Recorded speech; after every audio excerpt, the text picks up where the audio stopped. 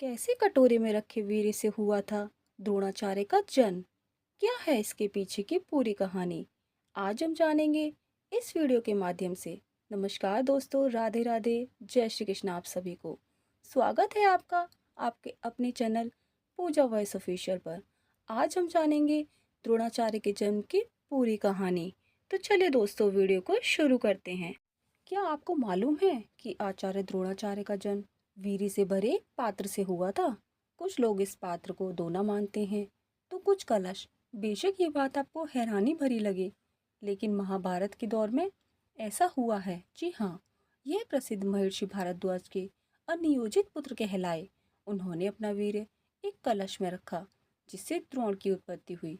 वैसे हम आपको बता दें कि साइंस भी कहती है कि मानव स्पर्म को 40 सालों तक सुरक्षित रखा जा सकता है और इससे बच्चा भी पैदा हो सकता है।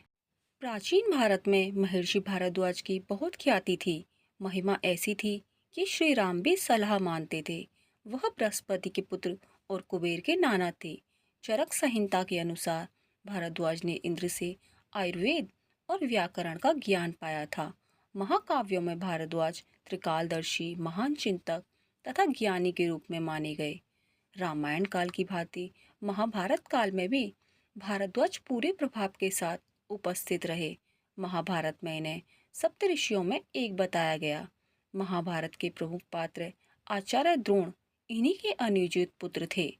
अब हम बताते हैं वो कहानी जो महाभारत समेत सभी पौराणिक ग्रंथों में भी है। महर्षि भारद्वाज अप्सरा को देखकर मोहित हो गए। कहा जाता है कि महर्षि भारद्वाज ने गंगा में स्नान करती अप्सरा धृताक्षी को देखा। वह आसक्त हो गए। उन्होंने स्खलित वीर्य यज्ञ कलश में रख दिया। यज्ञ कलश को द्रोण भी कहा जाता है। इस वीर्य से कुछ समय बाद एक बालक का जन्म हुआ, जो कि द्रोण थे।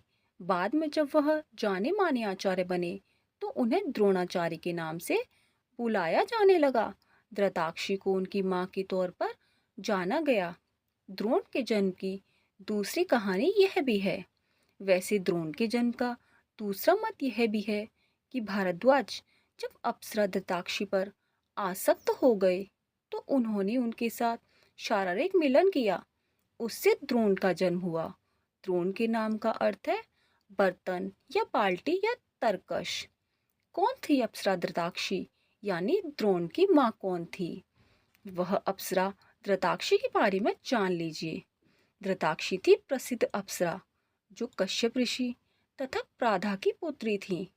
उनके जीवन में कई ख्याति उपलब्ध पुरुष आए, जिनके मिलन से उन्होंने कई सारे पुत्र और पुत्रियों को जन्म दिया। पौराणिक परंपरा के अनुसार धृताक्षी से रुद्रांश द्वारा 10 पुत्रों, कुशनाभ से 100 पुत्रियों, च्यवन पुत्र प्रमिति से कुरु नामक एक पुत्र तथा वेदव्यास से शुकदेव का जन्म हुआ। भरद्वाज से द्रोणाचार्य के जन्म का किस्सा तो हमने आपको ऊपर बता ही दिया है। भारद्वाज से द्रोणाचार्य का जन्म हुआ था। द्रोणाचार्य जबरदस्त धनुधर थे, ये बात तो सभी जानते हैं। द्रोणाचार्य इस संसार के सर्वश्रेष्ठ धनुधर थे। वह पिता मुनि आश्रम के में ही रहते हुए थे, अपने पिता भारद्वाज के आश्रम में, तथा चारों वेदों, अस्त्र शस्त्रों के ज्ञान में पारंगत हो गए थे। द्रोण का जन्म उत्तरांचल की राजधानी देहरादून में बताया जाता है, जिसे हम देहराद्रोण यानी मिट्टी का सकोरा भी कहते हैं। वेद वेदांगों में पारंगत तथा तपस्या के धनी द्रोण का यश थोड़े ही समय में विश्व में चारों ओर फैल गया। द्रोणाचार्य का विवाह कृपाचार्य की बहन कृपि से हुआ था, जिससे उन्हें अश्वत्थामा नामक पुत्र पैदा हुआ, जिसके बारे में कहा जाता है कि वह आज भी जिंदा है, यानी कलयुग में भी अश्वत्थामा जिंदा है। वह कौरव और पांडवों के गुरु थे और अर्जुन उनके प्रिय शिष्य थे। युद्ध में कौरवों की ओर से वे लड़े भी थे, ये बात भी हम जानते ही हैं। द्रोणाचार्य यद्यपि मन से पांडवों के साथ थे, लेकिन हस्तिनापुर सिंहासन से बंधे होने के कारण उन्हें युद्ध में कौरवों की ओर से महाभारत के युद्ध में हिस्सा लेना पड़ा था। युद्ध के 15वें दिन द्रोण और उनके बेटे अश्वत्थामा ने पांडव सेना पर कहर बरपा दिया। तब योजना बनाकर पांडवों द्वारा द्रोण को फंसाकर उनकी छल से हत्या कर दी जाती है। दरअसल हुआ क्या था, भीम अश्वत्थामा नामक हाथी को मारने के लिए आगे बढ़ते हैं। फिर वह दावा करते हैं कि उन्होंने अश्वत्थामा को मार गिरा दिया। जब द्रोण इसकी पुष्टि करने युधिष्ठिर के पास जाते हैं और युधिष्ठिर उनसे कहते हैं, उनको जवाब में बोलते हैं कि अश्वत्थामा तो मर चुका है। हाथी, उनके हाथी बोलते ही इतना हल्ला किया कि द्रोण इस आखिरी शब्द को सुन नहीं सके। तब निराश द्रोण अपने रथ से उतरकर और हथियार रखकर नीचे बैठ जाते हैं। पांडव इस अवसर का उपयोग उन्हें गिरफ्तार करने के लिए करना चाहते थे, लेकिन पिता और कई पांचाल योद्धाओं की मृत्यु के से क्रोधित धृष्टद्युम्न ने इस अवसर का लाभ उठाया और युद्ध के नियमों का घोर उल्लंघन करते हुए उनका सिर धड़ से अलग कर दिया। गुड़गांव से क्या है नाता? गुरु द्रोणाचार्य का क्या नाता है गुड़गांव से? ऐसा माना जाता है कि गुड़गांव शहर शाब्दिक रूप से गुरु का गांव की स्थापना द्रोणाचार्य ने राजकुमारों को युद्ध कलाओं की शिक्षा देने के लिए की थी। इसे शुरुआत उन्होंने गुरुग्राम के रूप में की थी।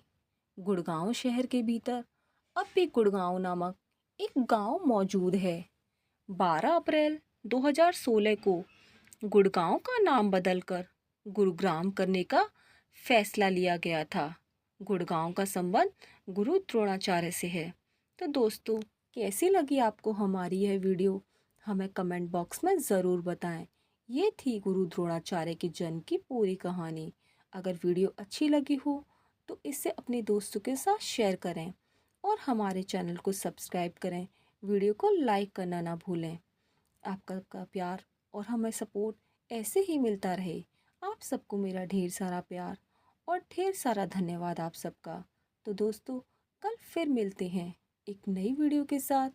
तब तक के लिए आप सबको राधे राधे, जय श्री कृष्णा। धन्यवाद आप सभी को। आपका दिन शुभ हो।